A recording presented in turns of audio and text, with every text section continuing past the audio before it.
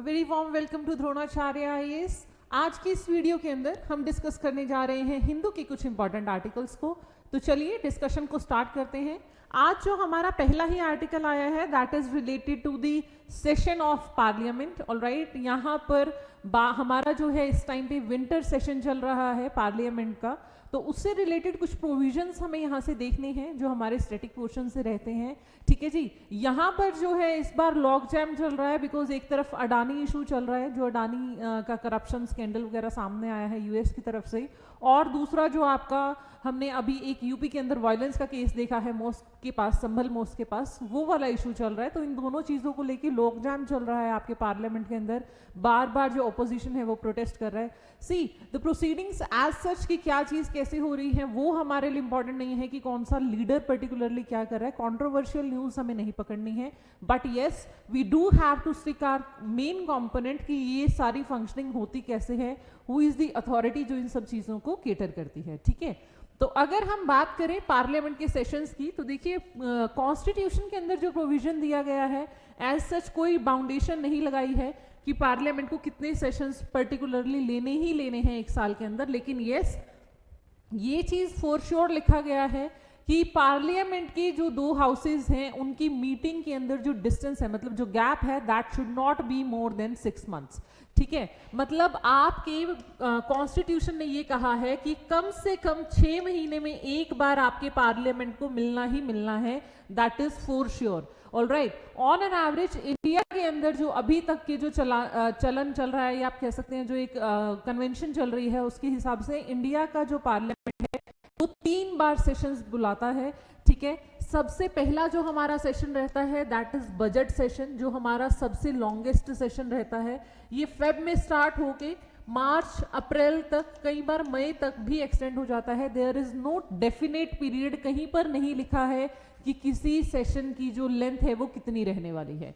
ठीक है जी, सेकंड जो हमारा सेशन रहता है मॉनसून सत्र भी बोलते हैं इसको हिंदी के अगर बात करें तो मॉनसून जो हमारा सेशन है दैट इज अगेन मई जून के बाद, जून जुलाई अगस्त के अंदर आपका जो है सेशन रहता है 2 मंथ्स के बाद। ठीक है, कई बार ये सितंबर तक भी आपका क्या हो जाता है, एक्सटेंड हो जाता है। आफ्टर दैट उसके बाद जो थर्ड सेशन है हमारा that is our winter session. सबसे छोटा जो सेशन रहता है वो सर्दियों वाला, शीतकालीन जिसको बोला जाता है, विंटर सेशन ही रहता है। और ये आपका नवंबर एंड में स्टार्ट होके दिसंबर के कुछ दिनों तक चलता है। नवंबर दिसंबर में मोस्ट प्रोबेबली आपका ये सेशन रहता है। ठीक है जी, तो ये चीज आपको ध्यान रखनी है। देखिए एक बात कन्फाइन रखिएगा कि आपके कॉन्स्टिट्यूशन में ये कहीं नहीं लिखा है कि एक साल के अंदर कितने सेशंस बुलाने हैं, जो मैंडेटरी डाटा है, ऐसा कहीं पर भी कॉन्स्टिट्यूशन के अंदर नहीं दिया गया है। सिर्फ इतनी बात कही गई है कि पार्लियामेंट को ये इंश्योर करना है कि साल के अंदर जो उनकी मीटिंग है उसका गैप जो है वो 6 मंथ से ज्यादा ना हो, जो एविडेबली ये चीज डिस्क्राइब कर रहा है कि आपके जो पार्लियामेंट है उसे साल में 2 बार तो फॉर श्योर मिलना ही मिलना है। ठीक है, इंडिया के अंदर बाय कन्वेंशन हमारे यहाँ पर 3 सेशंस होते हैं जो मैंने अभी आपको सामने बताए हैं। क्लियर है? उसके बाद अगर हम बात करें कि सेशन बुलाता कौन है, तो वो आपकी जो अथॉरिटी है that is with the president. ठीक है, आपकी सेशन को बुलाने की और सेशन को एट लास्ट एंड अप करने की, प्रोरोग करने की, वो भी आपकी किसके पास होती है, प्रेसिडेंट के पास ही वो पावर होती है।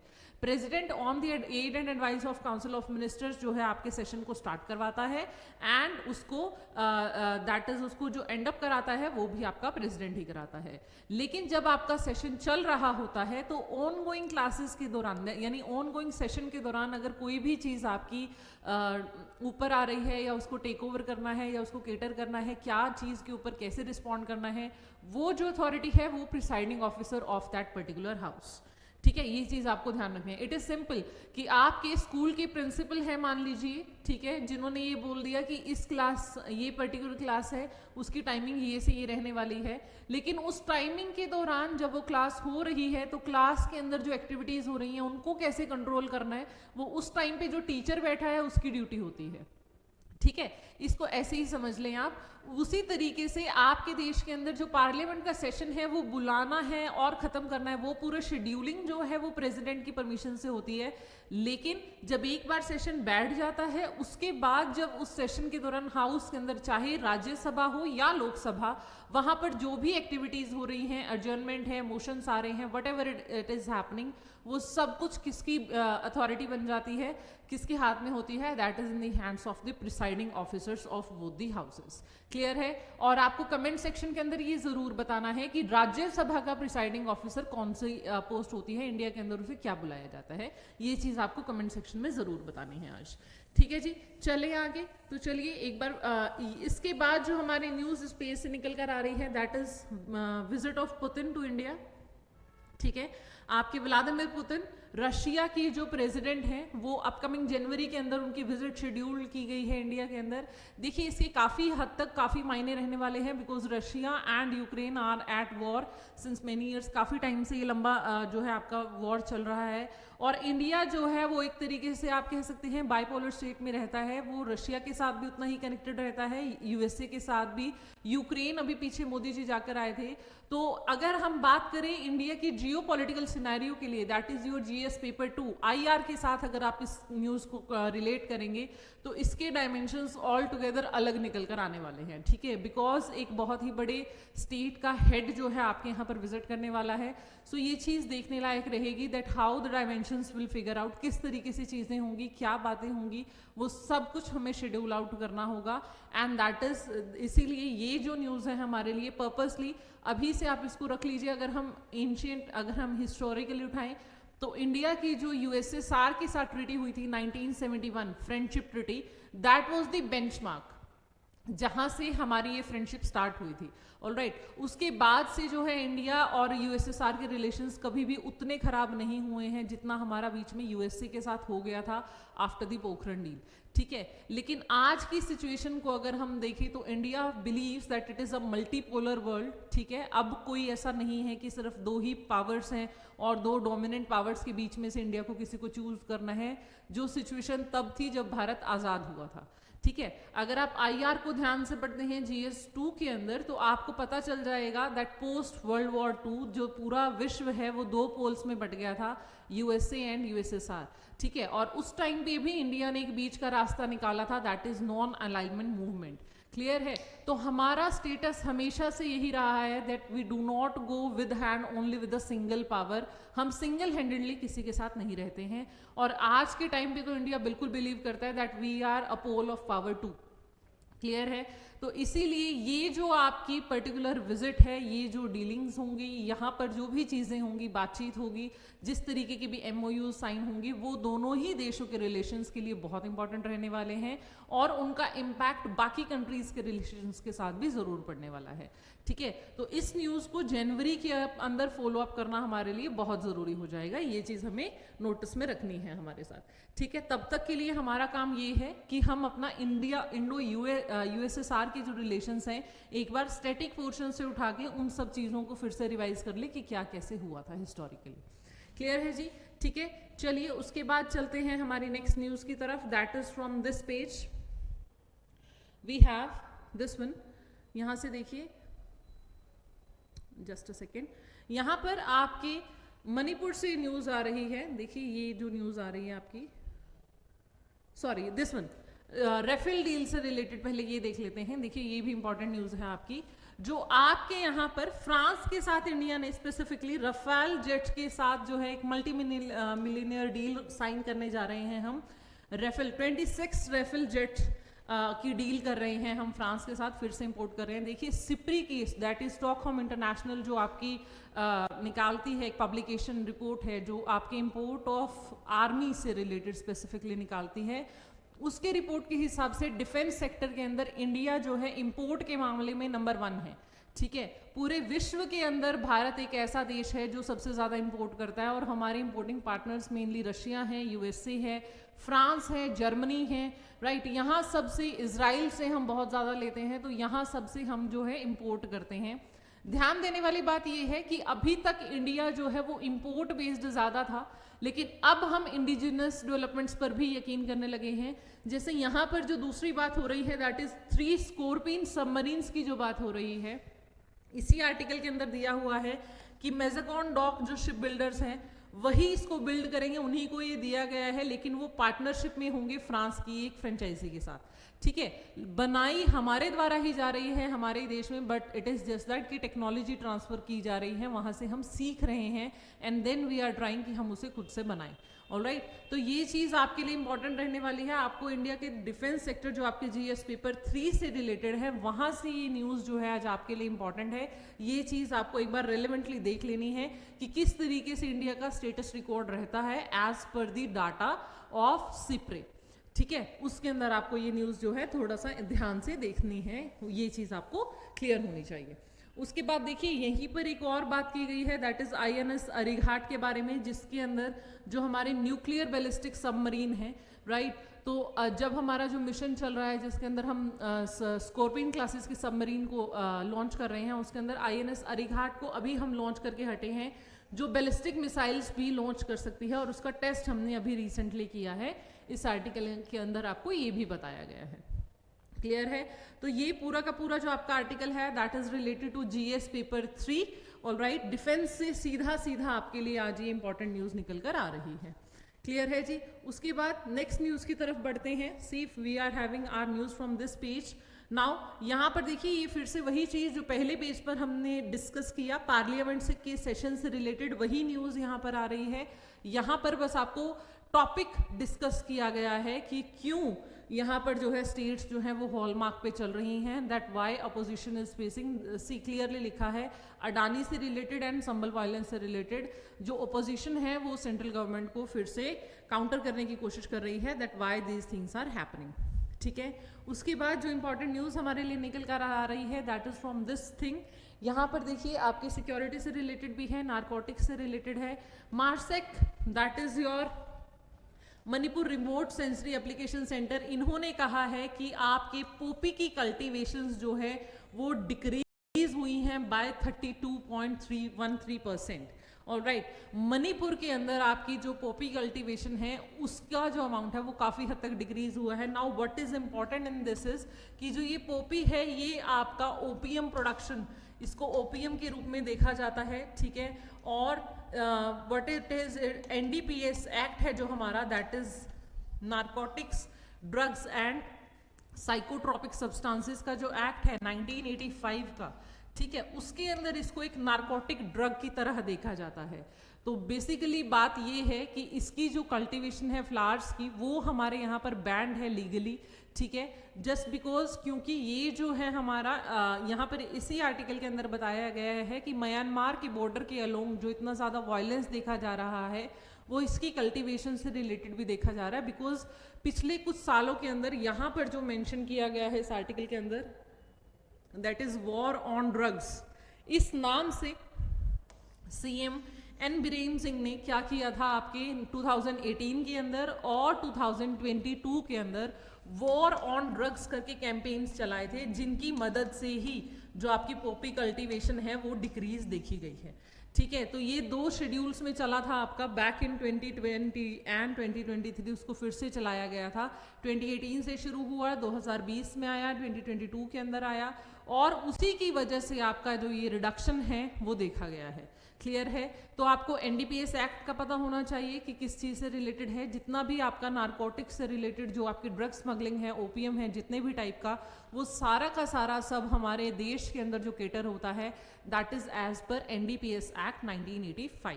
क्लियर है जी। उसके बाद आपको पता होना चाहिए कि मणिपुर में स्पेसिफिकली ये क्यों इंपॉर्टेंट हो रहा है, बिकॉज इनके रिलेटेड जितने भी खेत जहाँ पर इनकी कल्टीवेशन होती थी उनको जलाया गया था, उनको बैन किया गया था, उनको लीगली वहाँ से हटाने की कोशिश भी की थी सरकार ने, and that is why the reduction in the number is the result. Clear हो गया, ये चीज़ समझ में आ गई आपको, तो ये आपके लिए इंपॉर्टेंट हो जाता है, यहाँ से इस चीज़ को आप ध्यान रखेंगे। उसके बाद अब देखिए ये जो नारकोटिक्स ड्रग इशू है ये काफ़ी जगह हमारे लिए न्यूज़ में रहता है। ठीक है, तो इस चीज़ को आपको थोड़ा सा केटर करने की ज़रूरत है कि कैसे इस आर्टिकल को हमें पर्टिकुलरली डिस्कस करते रहना है। After that R news is from this page, that is DNA से रिलेटेड। देखिए यहाँ पर ये कहा गया है कि जो डीएनए प्रोफाइलिंग है बेसिकली वो कुछ ऐसे सीक्रेट्स भी रिवील कर देती है जो शायद नहीं भी पता होना चाहिए। ठीक है, तो देखिए आप इस पर्टिकुलर चीज पे, जैसे यहाँ पर एक पर्टिकुलर टर्म यूज की गई है दैट इज लेविरेट। ठीक है, एक ऐसा कस्टम जिसके अंदर अगर एक वुमन विडो हो गई है या फिर उसका हस्बैंड जो है मेंटली प्रॉफिटेबल नहीं है, मेंटली स्टेबल नहीं है, तो she is assume to bear a baby from somebody else, that is from either her husband's brother और क्लोज रिलेटिव। ठीक है, तो ये कस्टम होता है जिसके अंदर अलाउ किया जाता था। इंडिया के अंदर भी एंशिएंट टेक्स्ट में इसका जिक्र पाया जाता है। ठीक है, जहाँ पर जो इंडियन वुमेन है उनको अलाउड होता था कि अगर बाय चांस विडो हो गई है वो, तो let her bear the child from his close native और ब्रदर और एनीबडी। ठीक है, जो भी उनके क्लोज रिलेटिव्स में होगा उससे, ताकि उसको बेबी हो सके, so that she can, because देखो एंशिएंटली या हिस्टोरिकली आपकी वुमेन को जो है वो एक पार माना जाता है on the beside of men. मतलब हमेशा से औरत को ऐसे देखा जाता है that she needs somebody for her protection, she needs somebody to cater to. ठीक है, she needs a male counterpart in her life ताकि वो अपनी जिंदगी को सही से चला सके। Before marriage it's her father, post marriage it's her husband. इसीलिए जब पहले के टाइम पे इंडिया के अंदर जो है पोस्ट मैरिज अगर किसी कारणवश पति की हत्या हो जाती थी या डेथ हो जाती थी तो शी वॉज मेड सती। ठीक है, तभी सती का प्रावधान था कि क्योंकि आपका जो मेल काउंटर पार्ट है जो आपको प्रोटेक्ट करके रखता सोसाइटी से, तो अब वो चला गया है, तो नाउ इट्स योर अब आपकी ड्यूटी बन जाती है, ऑब्लिगेशन बन जाती है कि आप खुद को सती कर दीजिए, बिकॉज आपको प्रोटेक्ट करने वाला कोई नहीं रहा है। ठीक है, फिर उसके बाद जब सती को हटाया गया राजा राम मोहन रॉय की मदद से, जब उन्होंने इस चीज़ के पायनियर जिनको कहा जाता है 1829 के अंदर एक्ट आता है, तो उस चीज़ को हटाया गया। देन उसके बाद आप देखिए विडोज को रखने लगे, बट विडोज को जिस तरीके से रखा जाता था दैट वाज बियरली इनह्यूमन। ठीक है, उनके सर को पूरा मतलब उनके हेयर को पूरा हटा दिया जाता था। ठीक है, कंप्लीटली शेव्ड हेड होते थे उनके, white saris, they were not allowed to be in the limelight. छोड़िए लाइमलाइट की बात तो छोड़िए, उनको लाइट में नॉर्मल फंक्शनिंग की तरह जैसे घर के फैमिली मेंबर्स के बीच में भी रहने के अलाउड नहीं होता था। देयर वर सेपरेट प्लेसेस जहाँ पर उनको रखा जाता था, एक कमरा जिसमें नीचे ही सोना है, एक मटके से पानी, सिंपल सी 2 टाइम का खाना और वो भी सूखी रोटी। ठीक है, तो दैट वाज व्हाट कि जो उनको लाइफस्टाइल दिया गया था बाद में जब वो सती नहीं करेगी तो वो और ज़्यादा ट्रॉमेटिक हो जा रहा था। और ऐसा क्यों? बिकॉज इट वॉज बिलीव्ड कि अगर वुमेन अपनी ब्यूटी के साथ सोसाइटी में रहेगी तो जो मैन है, बाकी जो आदमी है, वो उसके ऊपर स्कैवेंजर्स की तरह उसके ऊपर अटैक करेंगे। So apart from stopping the main and moulding the societal setup, उन्होंने वुमेन को ही डिप्राइव कर दिया उनकी बेसिक नेसेसिटीज के साथ। क्लियर है? तब जाकर जो विडो री मैरिज है और विडो प्रोहिबिशन के जो एक्ट्स आए वो बाद में लेटर ऑन जब आए हैं, तो उन चीज़ों से रिलेटेड जो आपके विद्यासागर जी हैं उन्होंने इसके ऊपर काम किया और विडो री मैरिजेस की बात होने लगी। क्लियर हुई बात? ठीक है, तो विडो री मैरिज और जो सती प्रथा हटी है हमारी, वो भी कुछ ना कुछ इसी चीज़ से रिलेटेड थी, बिकॉज वुमेन को जो है वो आपके मेल काउंटर पार्ट का बात माना जाता था।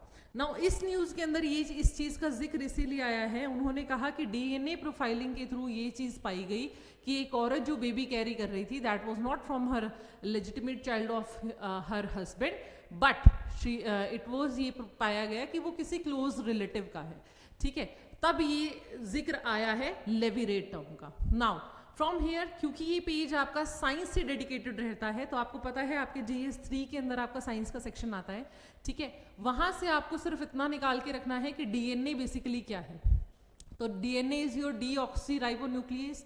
ठीक है, ये वो आपका एंजाइम है पर्टिकुलरली जो जीन ट्रांसफर का काम करता है, यानी जो आपके फादर हैं, मदर हैं, वहां से जो बेबी के अंदर जो क्रोमोसोम सेटअप जाता है, वन फ्रॉम दी जो आपके 23 पेयर्स क्रोमोसोम्स का पेयर का सेटअप रहता है, उसके अंदर half of the chromosome setup is from the mother side and half are from the paternal side. ठीक है, तो उससे आपका पूरा सेटअप बनता है, 23 पेयर्स बनते हैं, 46 क्रोमोसोम्स रहते हैं ना। उसके बाद जब आपका पूरा का पूरा जो स्ट्रक्चर है, इसीलिए कहा जाता है कि कुछ कुछ बच्चा दाद के जैसा लग रहा है, कुछ कुछ नान के जैसा, वो चीज़ आ गई।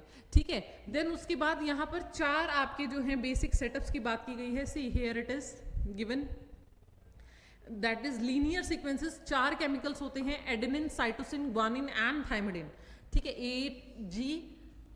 ACGT, ये चीज है adenine, cytosine, guanine and thymine.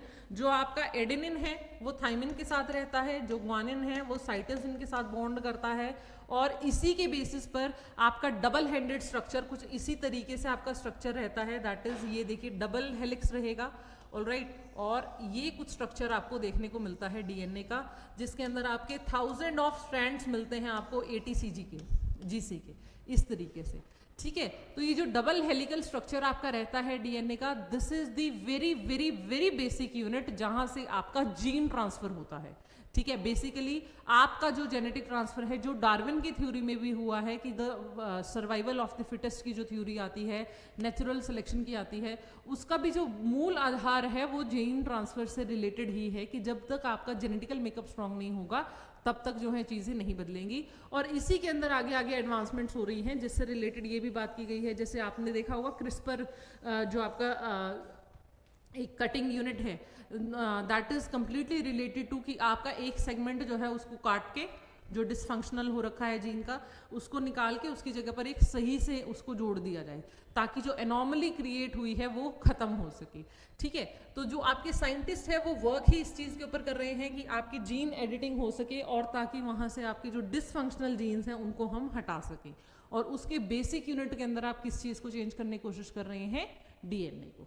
Clear हो गया। तो इस आर्टिकल से रिलेटेड आपके 2-3 चीजें हैं जो आपको याद रखनी है, जो आपको क्लियर होनी चाहिए। जो आपका स्टैटिक बिल्कुल जो फैक्चुअल डाटा है वो याद रखने की जरूरत नहीं है, बस अपना मेजर पॉइंट्स कलेक्ट करने की कोशिश कीजिएगा इस आर्टिकल से, वही इंपॉर्टेंट रहने वाला है आपके लिए। क्लियर है जी। उसके बाद जब हम आगे चल रहे हैं तो नेक्स्ट न्यूज जो हमारे लिए इंपॉर्टेंट निकल कर आ रही है, that is from this page, that is related to the earth's orbit. देखिए अब यहाँ पर क्या हो रहा है, अब एक और बात जो बहुत इंपॉर्टेंट है, that is related to again GS paper 3। Earth के ऑर्बिट में ऐसा कहा जा रहा है, there are n number of satellites which are now crowding the space, ठीक है। यहाँ पर फैक्ट्स दिए गए हैं जहाँ पर कहा गया है कि जो आपका स्पेस एक्स है, देखिए ये चीज़ अर्थ के लोअर ऑर्बिट के अंदर इतना ज़्यादा उसको डेंसली पैक कर दिया गया है कि आपका जो स्पेस एक्स है उसे अपने एल्टीट्यूड के अंदर, दैट इज 540 से 570 किलोमीटर के पास भी जब उन्हें लेके जाना था तो उन्हें बहुत ज़्यादा मैनूवरिंग करनी पड़ी, ठीक है। स्पेस एक्स आपको पता है एलन मस्क जो आपके यूएसए के एक आपके कैपिटलिस्ट हैं, उनकी कंपनी है, प्राइवेट कंपनी है। ये लोग खुद इनेबल कर रहे हैं कि LUO के अंदर लगभग 40,000 सैटेलाइट्स लेके जाएंगे, जिसमें से 6700 तो इनकी फंक्शनल है, ठीक है। तो अब आप मानिए कि अर्थ तो यही है, ऑर्बिट भी यही है, अब आप एक बार ऑर्बिट में छोड़ के आ रहे हो, वहां से वापस लाने का कोई प्रावधान नहीं है। तो जो डिसफंक्शनल हो चुकी हैं वो भी यहीं पे घूम रही हैं, ठीक है। तो जो नीचे से सैटेलाइट लॉन्च होने वाली है उसको इस चीज का ध्यान रखना पड़ेगा कि ऊपर के ऑर्बिट में कहां पर कौन घूम रहा है, आप समझ रहे हैं। अदरवाइज तो फिर क्लैश होगा, कोलिजन होगा, जिसकी वजह से और ज़्यादा होगा और आपका पूरा पैसा वेस्ट हो जाएगा। तो मैनूवरिंग होने लगी है अब बहुत ज़्यादा, आपकी जो है सैटेलाइट्स, जो नए जो मिशंस लॉन्च हो रहे हैं उन्हें अपनी सैटेलाइट्स को बहुत ज़्यादा मैनूवर करना पड़ता है because of the existing ones, ठीक है। तो इस आर्टिकल के अंदर यही कंसर्न दिखाया गया है, केस्लर सिंड्रोम की बात की गई है कि आपके यहाँ पर बहुत ज़्यादा डिसफंक्शनल होने की वजह से जंक इकट्ठा हुआ है, और जो फंक्शनल है वो भी बहुत ज़्यादा नंबर में है, जिसकी वजह से कोलिजन का खतरा बढ़ रहा है, आपकी स्पेस डेंसिटी का खतरा बढ़ रहा है। अभी पीछे कुछ दिन पहले भी आर्टिकल आया था कि आपकी जो स्पेस की नेचुरल टेंडेंसी है that is to remain black, जिसकी वजह से बाकी सारी चीज़ें ईजी हो रही थी। Now these satellites are blinking all the time and that is why they are removing that thing also, और इसीलिए इनके द्वारा प्रोड्यूस की गई जो रेडिएशंस हैं वो भी साइंटिफिक स्टडीज के अंदर बहुत ज़्यादा वेरिएशंस लेकर आ रहे हैं। क्लियर है जी। तो ये आर्टिकल आपके लिए इस सेंस में इंपॉर्टेंट है कि जो आपका अर्थ का लोअर अर्थ ऑर्बिट के अंदर जो नंबर ऑफ सैटेलाइट्स हैं उनकी बढ़ रही है गिनती, और अब हम कुछ ऐसा करना चाहते हैं कि कोई ग्लोबल लेवल पर कोई एक ऐसा कॉपरेशन बने, कोई ऐसी ट्रीटी बने, कोई ऐसा रिस्ट्रिक्शन हिंड्रेंस बने जिसकी मदद से हम जो है ओवरऑल सभी कंट्रीज को एक कंट्रोलिंग पैरामीटर के अंदर लेके आए, that they should be responsible. ऐसा नहीं है कि आपने स्पेस के अंदर छोड़ दिया और वहाँ पर बस now it is going to be at any end कि वो वहाँ पर टकराए, कोलिजन हो, जैसे मर्जी रहे, कि आपकी कोई रिस्पॉन्सिबिलिटी है ही नहीं। ठीक है, सो ये जो स्पेस डेब्रीज का कंसेप्ट निकल कर आ रहा है, स्पेस डिसफंक्शनिंग का कंसेप्ट आ रहा है, your manoeuvring everything is related to this article. ये चीज़ आपको आज बहुत ध्यान से पढ़ना है, ये आर्टिकल आपके लिए बहुत इंपॉर्टेंट है।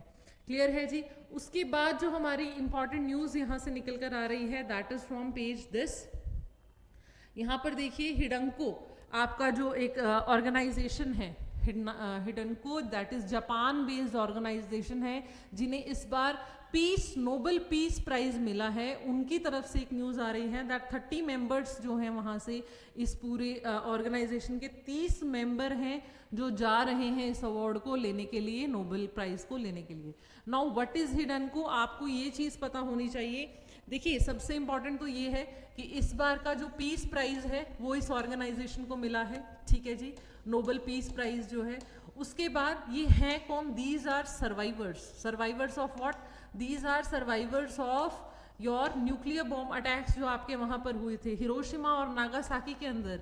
वर्ल्ड वॉर 2 के टाइम पे जो अटैक्स हुए थे हिरोशिमा एंड नागासाकी के अंदर, that is Fat Man and your on 6th of August and 9th of August को जो आपके अटैक्स हुए थे हिरोशिमा और नागासाकी के अंदर, लिटिल बॉय और फैटमैन 2 नाम थे उनके। तो वो जो अटैक्स हुए थे उसके जो सर्वाइवर्स हैं, बिकॉज उसका जो इम्पैक्ट था वो वर्ल्ड क्लास था, वो बहुत जेनेटिक मेकअप भी उनका सारा गड़बड़ा गया था, आने वाली जनरेशन्स ने सफ़र किया है। ठीक है, जैसे कि भोपाल गैस ट्रेजेडी जो हमने डिस्कस की थी पिछली वीडियो के अंदर, वहाँ पर जो इम्पैक्ट था सिमिलरली ही वैसा कुछ आपका इधर रहा था, that is in this atomic nuclear bomb जो ये आपके जापान के ऊपर हुए थे। ठीक है, पूरी की पूरी इकोनॉमी तो धाराशायी हुई, वहाँ पर जो ह्यूमन काइंड है हज़ारों की तादाद में लोग मरे हैं, और जो आने वाली जनरेशन्स हैं उनके अंदर भी जो न्यूक्लियर आपके जो जेनेटिकल मेकअप है उनका वो गड़बड़ा गया था, और वहाँ पर भी बहुत ज़्यादा दिक्कत क्रिएट हो गई थी। ठीक है, तो अब आपके लिए यहाँ से इंपॉर्टेंट ये है कि हिरोशिमा नागासाकी वाला जो ये ऑर्गेनाइजेशन है, ये हिडनको, इनके बारे में आपको पता होना चाहिए। यूपीएससी सीधा सीधा पूछ सकता है नाम देके, that this was in news, what is related to. ठीक है, ये क्या है और क्यों है।